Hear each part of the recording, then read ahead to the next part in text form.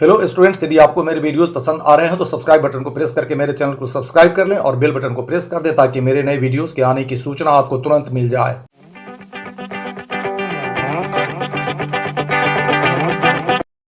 मेरे YouTube channel पर आप सबों का बहुत बहुत स्वागत है।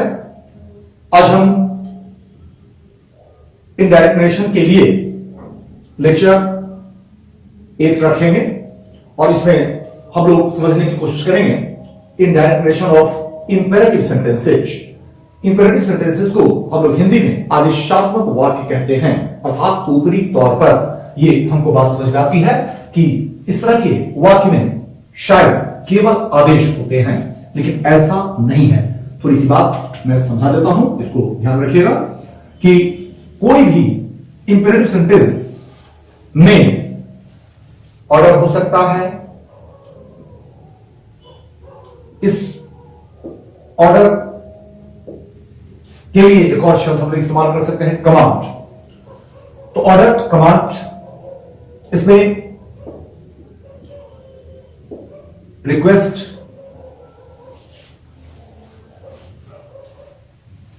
और एडवाइस, ये सब हो सकते हैं। और पहले कभी वॉइस में थोड़ी चर्चा हम किए हुए हैं इस पर कि इसमें वाक्य का प्रारंभ हमेशा V1 से होता है, ध्यान रखना है। और रिक्वेस्ट का भाव यदि है तो आमतौर पर इसमें प्लीज और काइंडली का प्रयोग होता है, ठीक है। और तब यहां V1 दिखाई पड़ता है। प्लीज वाक्य के प्रारंभ में या अंत में रखा जाता है, काइंडली अक्सर हम लोग वाक्य के प्रारंभ में रखते हैं। तो कोई भी वाक्य यदि V1 से शुरू है तो इसका मतलब वो इंपेरेटिव है, और यदि प्लीज काइंडली लगा हुआ है इसका मतलब है कि उसमें रिक्वेस्ट का भाव है, ठीक है। और प्लीज काइंडली नहीं लगा हुआ है, V1 केवल है, तो उसमें ऑर्डर भी हो सकता है, एडवाइस भी हो सकता है, कमांड भी हो सकता है। ये सब संभावनाएं होती हैं। तो इनको मूल रूप से एक दो सेंटेंसेस के सहारे हम समझने की कोशिश करेंगे। सबसे पहले हम छोटा छोटा वाक्य आपको ले रहे हैं, केवल आपको यह समझाने के लिए कि वाक्य के भाव को आप समझेंगे तभी आपको यह बात समझ में आएगी कि कहां हमको रिक्वेस्ट का प्रयोग करना चाहिए, कहां ऑर्डर का प्रयोग करना चाहिए, है ना। ये सब थोड़ा आपको समझना पड़ेगा। अब जैसे फर्स्ट सेंटेंस में हम कहें कि the master said to the servant, the master said to the servant, मालिक ने नौकर से कहा, क्या कहा कि क्लीन द रूम, कमरा साफ कर दो। अब आप नोटिस करें तो मास्टर यदि अपने सर्वेंट को कहता है कि कमरा साफ कर दो, इसका मतलब है कि मास्टर अपने सर्वेंट को आदेश देता है, अर्थात इसमें क्या है, ऑर्डर है। इस तरह से दूसरा सेंटेंस यदि हम लें, Sita said to me please या काइंडली हेल्प मी। सीता ने मुझसे कहा कृपया मेरी मदद करें। यदि हम नोटिस करें तो इसमें क्या है, इसमें रिक्वेस्ट है। इसी तरह से यदि हम तीसरा सेंटेंस लें कि the doctor said to her take the medicines on time. Doctor ने उसे कहा, क्या कहा, कि दवाइयां समय पर लो, दवाइयां समय पर लीजिए, दोनों बातें हो सकती हैं, ठीक है। तो इस वाक्य में यदि हम नोटिस करें तो इस वाक्य में हमको क्या दिखाई पड़ रहा है, इसमें एडवाइस है, सलाह है ना। अब चलिए एक सेंटेंस और हम देख लेते हैं। यदि फोर्थ सेंटेंस हम लें कि the mother said to the children, मां ने बच्चों को कहा, the mother said to the children, मां ने बच्चों को कहा, मां ने बच्चों से कहा, क्या कहा, गो टू बेड, बिछावन पर जाओ। अब इस पर नोटिस करें तो आपको समझ में आएगा कि इसमें कुल मिलाकर क्या है, कमांड का भाव है, कंट्रोल का भाव है, कमांड का भाव है। ठीक है। तो ये 3-4 वैरायटीज हैं जो सारे ऑब्जेक्टिव सेंटेंसेस में आपको दिखाई पड़ेंगे। कुछ और चीजें इंपेरेटिव सेंटेंसेस के बारे में हम लोग अलग अलग ढंग से समझने की कोशिश करेंगे। जैसे कुछ इंपेरेटिव सेंटेंसेस ही हैं जिनमें किसी काम के न करने का सुझाव दिया जाता है, किसी काम के न करने का आदेश दिया जाता है, तो उसको हम लोग नॉर्मली निगेटिव कमांड्स कहते हैं। तो उसकी चर्चा बाद में हम करेंगे, ठीक है। तो इंपेरेटिव सेंटेंसेस से रिलेटेड जितनी चीजें हो सकती हैं सबको पार्ट करके हम समझा देंगे, लेकिन मूल सबसे पहले ये हम लेकर चले, ये 4 चीजें इंपेरेटिव सेंटेंसेस में आपको जानना होता है, समझना होता है। तो देखिएगा इनमें जो नियम काम करते हैं वो नियम क्या काम करते हैं। तो जैसा कि इसमें हम समझने की कोशिश करें तो जो रूल्स होते हैं वो स्पेशल रूल्स क्या काम करते हैं। तो इसमें देखिएगा यदि सेट टू का प्रयोग है तो इस सेट टू को अर्थ के अनुसार, भाव के अनुसार हम लोग बदल देते हैं। ऐसे कहा जाता है कि बदल देते हैं, लेकिन कुल मिलाकर कहा जाए तो सेट टू के बदले इस्तेमाल होता है। लेकिन एक परंपरा बनी हुई है कि सेट टू को ऑर्डर में बदल दीजिए, है ना। तो बदला नहीं जाता, उसको रिप्लेस किया जाता है ना, उसके स्थान पर उसका प्रयोग किया जाता है, ठीक है। तो जो परंपरा है चलिए उसके अनुसार भी हम लोग बहुत जगहों पे चर्चा कर लेते हैं। तो सेट टू के बदले हम ऑर्डर का प्रयोग कर सकते हैं, या जहां प्लीज काइंडली का भाव है वहां हम लोग रिक्वेस्टेड का प्रयोग कर देंगे। उसी तरह से ध्यान रखना है कि जहां एडवाइस का भाव है वो ध्यान रखिएगा, ये शब्द थोड़ी सावधानी बरतिएगा कि एडवाइस जो है ये नाउन है। इसको हम इस जगह पे बता दें, एडवाइस जो है वो नाउन है और इसका वर्ब होता है एडवाइज, एसई लगा होता है। लेकिन आपको परीक्षाओं में ध्यान रखिएगा, एरर में भी दिया है, बिगल एग्जाम्स में किसी में, है ना, ऐसा भी दिखाई हमको पड़ा है कि यहां दे देता है एडवाइज्ड और आपसे उम्मीद करता है कि एडवाइस्ड वर्ब नहीं होता है। ये आप समझते हैं कि नहीं समझते हैं। और आज भी देखिएगा कि जिन लोगों को ये बारीकी से डिफरेंस पता नहीं है वो लोग क्या करते हैं, एडवाइस में ही डी लगा देते हैं। तो यहां सावधान रहिएगा, ठीक है। तो ये शब्द एडवाइस है और एडवाइस है तो स्वाभाविक है कि पास्ट टेंस में इसको ले जाएंगे तो ये क्या बन जाएगा, एडवाइस बन जाएगा। तो प्रेजेंट टेंस में ऑर्डर, रिक्वेस्ट, एडवाइस ये सब बनेगा, जबकि पास्ट टेंस में ऑर्डर, रिक्वेस्टेड, एडवाइस ये सब बन जाता है।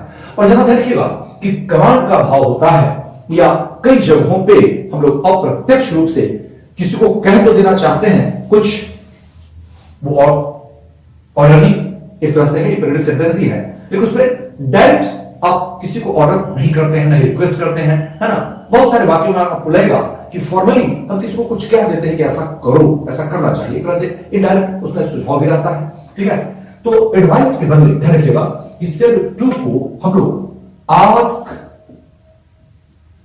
का एक अर्थ कहना भी होता है। पिछले क्लास में हमने देखा था आस्क का एक अर्थ पूछना, एक अर्थ इसका कहना भी होता है। इसका पास्ट रूप हम लेंगे तो ये आस्क बन जाएगा। उसी तरह से ये टोल्ड भी इस्तेमाल होता है, हो सकता है। और फिर ध्यान रखिएगा कि हम कमांडेड शब्द का प्रयोग भी कर सकते हैं, जहां कंट्रोल का भाव है वहां कमांडेड का प्रयोग हम करते हैं। तो से को order, request, advice, ask, tail command इसमें बदल सकते हैं। पास्ट फॉर्म है तो ऑर्डर हो, रिक्वेस्टेड हो गया, एडवाइज्ड हो गया, आस्क्ड हो गया, टोल्ड हो गया और कमांडेड हो गया। वर्ब में ये परिवर्तन आपको करना है, फर्स्ट पॉइंट। सेकंड पॉइंट ध्यान रखिएगा कि जो काइंडली या प्लीज शब्द, आदर सूचक शब्दों का आपने प्रयोग किया है, ये इनडायरेक्ट नरेशन में हट जाता है। उसी भाव को हम लोग रिक्वेस्ट शब्द के माध्यम से एक्सप्रेस करते हैं, ठीक है। तो सेकंड पॉइंट में ध्यान रखिएगा कि हमको क्या करना है कि प्लीज या काइंडली जो है इसको हम लोग कहें कि शुड बी डिलीटेड, इसको डिलीट कर देना चाहिए, है ना, या कहें कि डिलीट कर दिया जाता है, ठीक है। तो प्लीज काइंडली को आपको डिलीट कर देना है, इसको इनडायरेक्ट नरेशन में नहीं रखना है। Second point. थर्ड पॉइंट क्या ध्यान में रखना है, यदि आप नोटिस करें तो रिपोर्टेड स्पीच में गो भी वन है ना। उसी तरह से हेड भी वन है, टेक भी वन है। तो उस तीसरा पॉइंट में ध्यान रखिएगा कि हम लोग इसमें जो भी वन है रिपोर्टेड स्पीच में, इसके जस्ट पहले हम लोग इंफिनिटिव पार्टिकल टू जोड़ देते हैं, है ना। ये इंफिनिटिव का कर्ण हो गया, कभी हम आपको बताए हैं पिछले किसी क्लास में कि हम लोग इसको इंफिनिटिव पार्टिकल कहते हैं। और यहां अपने बात टू भी वन लेता है और ये दोनों मिलकर ये फुल इंफिनिटिव या ट्रू इंफिनिटिव कहलाता है। कभी हम आपको इसके पहले किसी क्लास में समझाए, ठीक है। तो ये इंफिनिटिव बन जाता है, ठीक है। तो ये 3 इसमें स्पेशल रूल्स आपको ध्यान रखने हैं, और बाकी चौथा रूल सीधा ध्यान रखिएगा कि जनरल रूल्स के रूप में इस्तेमाल करना है आपको। और जनरल रूल्स का मतलब हो गया कि आवश्यकता अनुसार प्रोनाउंस में चेंज, टाइम में चेंज, है ना, जो भी है आवश्यकता अनुसार बाकी सब चेंजेस आपको करने हैं। तो मात्र इन 4 सेंटेंसेस को फिलहाल एनालाइज करके समझने की कोशिश करेंगे, और इसके कुछ और स्टेप्स, हमने कहा कि कुछ और वैरायटीज भी होते हैं जिसकी चर्चा हम लोग नेक्स्ट लेक्चर में करें। फिलहाल ये 4 सेंटेंसेस मात्र हम आपको एनालाइज करके बताना चाहते हैं। ये बेसिक यही 4 सेंटेंसेस आपको आदेशात्मक वाक्य के रूप में हमको दिखाई पड़ेगा, जिसमें किसी काम के करने के लिए हम किसी को कहते हैं। तो फर्स्ट सेंटेंस है the master said to the servant clean the room. हम नोटिस करें तो इस सेड टू को हम बना देंगे द मास्टर ऑर्डर्ड। मास्टर ने आदेश दिया किसको? सर्वेंट को। और ये कॉमा, इन्वर्टेड कॉमास आपका हट जाएगा, ठीक है। और इस क्लीन के पहले हमको लगा देना है टू, ठीक है। तो इस तरह से सेंटेंस हमारा इनडायरेक्ट नरेशन में बन गया कि the master ordered the servant to clean the room. Indirect narration अर्थात मालिक ने अपने नौकर को कमरा साफ करने का आदेश दिया। ये हमारा वाक्य का इनडायरेक्ट नरेशन में मीनिंग निकल गया। सेकंड सेंटेंस है सीता से टू मी प्लीज या काइंडली हेल्प मी। सीता ने मुझसे कहा कृपया मेरी मदद करें। अब इस वाक्य को हम समझने की कोशिश करें तो रिक्वेस्ट का भाव है इसमें, ठीक है। इसका मतलब यह हुआ कि प्लीज या काइंडली को हम लोग हटा देंगे और इस सेड टू को हम लोग रिक्वेस्टेड बना देंगे, अर्थात इसके बदले रिक्वेस्टेड का प्रयोग कर देंगे। तो ये क्या बन जाएगा कि सीता रिक्वेस्टेड मी, सीता ने मुझसे आग्रह किया किस चीज के लिए? अपनी मदद करने के लिए, टू हेल्प, है ना। और ये मी क्या बन जाएगा? सीता के अनुसार हर, चूंकि फर्स्ट पर्सन सब्जेक्ट के अनुसार बदलता है, तो मी कौन है? सीता है, ठीक है। तो इस तरह से ये सेंटेंस हमारा बन गया, इसे requested me to help her. Sita requested me to help her, अर्थात सीता ने मुझसे अपनी मदद करने के लिए आग्रह किया। ये सेंटेंस भी क्लियर। तीसरा सेंटेंस हम चल रहे हैं कि the doctor said to her, doctor ने उससे कहा take the medicine on time, दवाइयां समय पर लो, दवाइयां समय पर लीजिए, है ना। जो सिस्टर का व्यक्ति होगा उसके हिसाब से वो हिंदी के हिसाब से संबोधन करेगा। यदि कोई बड़ा व्यक्ति है उसको एडवाइस कर रहा है तो कहेगा कि लीजिए, कोई छोटा है तो उसको लो भी कर सकता है, ठीक है। लेकिन दोनों ही वाक्यों में जो हिंदी के हैं वो इंग्लिश का ये स्वरूप लेगा और दोनों में एडवाइस का सेंस ही है, ठीक है। अब इसको क्या करेंगे थर्ड सेंटेंस को कि द डॉक्टर एडवाइज्ड हर, ठीक है। थर्ड सेंटेंस है कि द डॉक्टर एडवाइज्ड, ध्यान रखना है यहां एक सावधानी हमने बरतने के लिए कही कि ये नहीं कि एडवाइज्ड, द डॉक्टर एडवाइज्ड हर। और आगे टेक के पहले टू लगा देंगे तो क्या बन जाएगा? To take the medicine on time. तो डायरेक्ट नरेशन में जो है to take the medicine on time, तो डायरेक्ट नरेशन में है कि डॉक्टर ने उससे कहा दवाइयां समय पर लो, दवाइयां समय पर लीजिए। लेकिन इनडायरेक्ट में बन गया कि डॉक्टर ने उसे सलाह दी किस चीज के लिए? समय पर दवाइयां लेने की। डॉक्टर ने उसे समय पर दवाइयां लेने की सलाह दी। हिंदी एप्रोप्रिएट ये बनेगी। उसी तरह से इंग्लिश जो फोर्थ सेंटेंस है उसको हम समझने की कोशिश करें। The mother said to the children go to bed. अब इसमें आप नोटिस कीजिए तो न तो एडवाइस है न ही इसमें वो एक तरह से ऑर्डर है, कह सकते हैं कि ऑर्डर है, लेकिन कुल मिलाकर बच्चों को क्या ऑर्डर दीजिएगा एक तरह से कहने की बात हो जाती है कि जाओ सो जाओ, है ना, जाओ खाना खा लो। तो इस तरह की बात आप करते हैं इसमें नॉर्मली। तो इसमें हम लोग ऑर्डर का प्रयोग अवॉइड करेंगे, ठीक है। अब इसमें हम लोग प्रेफर क्या करेंगे कि the mother said to asked या told the children to go to to bed. ठीक है, मां ने बच्चों से बिछावन पर जाने को कहा। इस तरह से कहा सकते हैं। और देखिए जिसमें हम आस्क या टोल्ड का ही प्रयोग करेंगे। जैसे हम कहते कि Mohan said to his friend, Mohan ने अपने दोस्त से कहा मेक हिस्ट, जल्दी करो। अब क्लियर है कि हम नोटिस करें तो इस वाक्य में मोहन क्या करेगा, अपने दोस्त से जल्दी करने का एक तरह से मांग करेगा, मेक हेस्ट। अब मैं तो उसको आग्रह करेगा नहीं, आग्रह करेगा जल्दी करो, कोई काम है, वो काम खराब ना हो जाए। तो इसमें भी हम लोग ऑर्डर या रिक्वेस्ट का प्रयोग नहीं करते हैं। इसमें इस सेट जो को हम लोग सीधे कह देंगे कि मोहन टोल्ड या asked his friend to make haste. Mohan ने अपने दोस्त से जल्दी करने को कहा। यह हिंदी बनेगी आपकी। टीचर वैरायटीज मात्र हमने कहा कि आपको इंपेरेटिव सेंटेंसेस में मूल रूप से हैं और इनके प्रकार को स्ट्रक्चर यदि आप समझ लेते हैं तो इनडायरेक्ट नेशन आप बना सकते हैं और वाक्य आप समझ सकते हैं। लेकिन थोड़ा सा इशारा कर दें, ध्यान रखिएगा, एरर में, इंप्रूवमेंट में कुछ प्रॉब्लम्स आपको दिए जाते हैं जिनमें इसमें इंफिनिटिव के बदले that plus subject plus should plus verb का प्रयोग करके दिया जाता है। और उसकी वजह क्या है कि हिंदी में हम लोग इसी तरह की वाक्य सोचते हैं और इसीलिए उस तरह की अंग्रेजी भी हम लोग बना लेते हैं। जैसे उसने अपने नौकर को, समझिए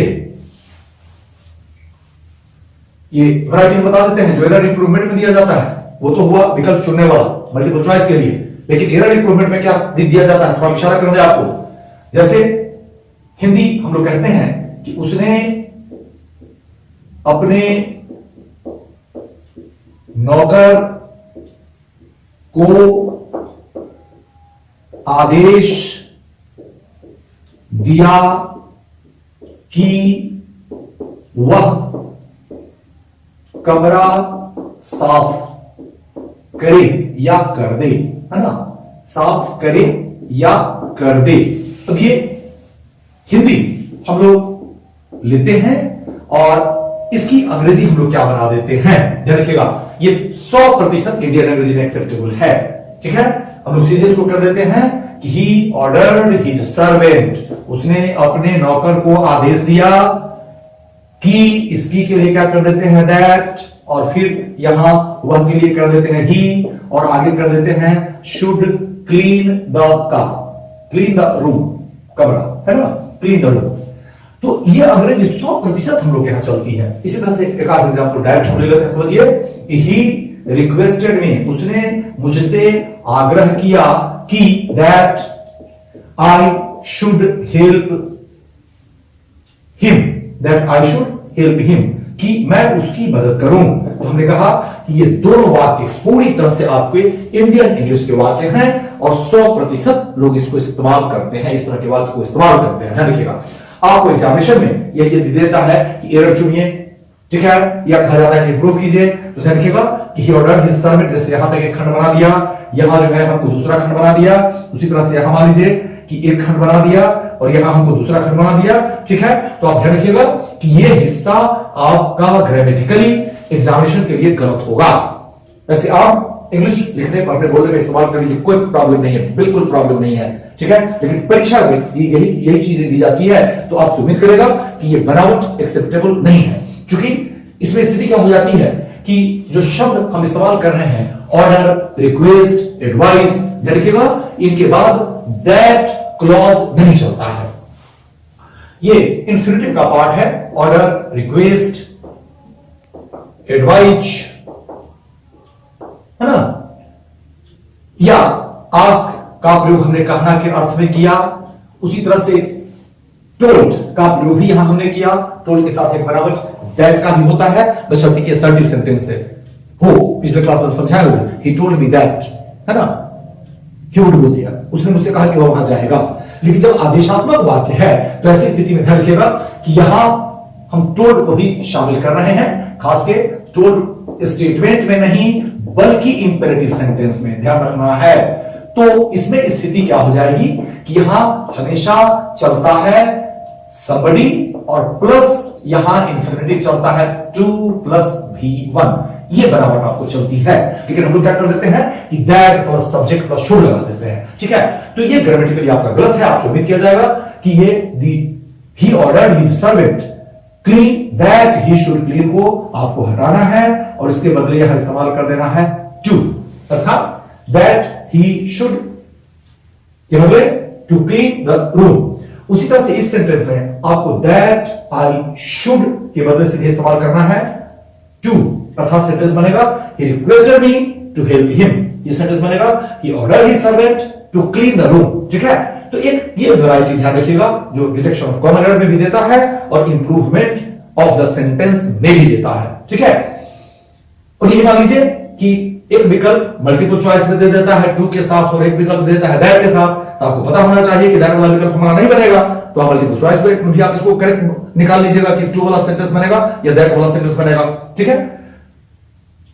कि मूल कॉन्सेप्ट इंपेरेटिव सेंटेंसेस का यही है। अब इसमें कुछ वेरिएशंस है, कुछ वैरायटीज और हैं जिनकी चर्चा फिर हम अगले लेक्चर में करेंगे, फिलहाल यहीं तक, ठीक है। तो इंपेरेटिव सेंटेंसेस के मूल कॉन्सेप्ट को आपको बिल्कुल समझ में आने के लिए जो बेसिक चीजें हैं वो हमने आपको बताई हैं और मैं उम्मीद करता हूं कि कुछ बातें आप इंपेरेटिव सेंटेंसेस के संदर्भ में निश्चित रूप से सीख चुके हैं और कुछ और बारीकियां, कुछ और चीजें मैं अगले लेक्चर में आपको बताऊंगा। कुछ और वेरिएशंस हैं जिनका, जैसे हमने कहा कि ये तो हुआ करने के लिए और वही होता है कि न करने के लिए, है ना। तो उसको हम लोग आमतौर पर हम लोग टर्म इस्तेमाल कर देते हैं निगेटिव कमांड्स, ठीक है। और निगेटिव कमांड्स भी जो है ये ध्यान रखना है, ये भी इंपेरेटिव सेंटेंस ही है, लेकिन इसमें किसी काम के न करने के लिए हम लोग कहते हैं या आग्रह करते हैं या आदेश देते हैं, सब तरह की बातें इसमें भी होती हैं। तो इसको हम लोग आमतौर पर थोड़ा अलग करके समझने की कोशिश करते हैं निगेटिव कमांड्स के नाम से। तो इस पर लेक्चर अगला हम रखने की कोशिश करेंगे, अर्थात 9th लेक्चर जो हमारा होगा नरेशन का वो इसी पर होगा, ठीक है। तो आज हम यही छोड़ेंगे और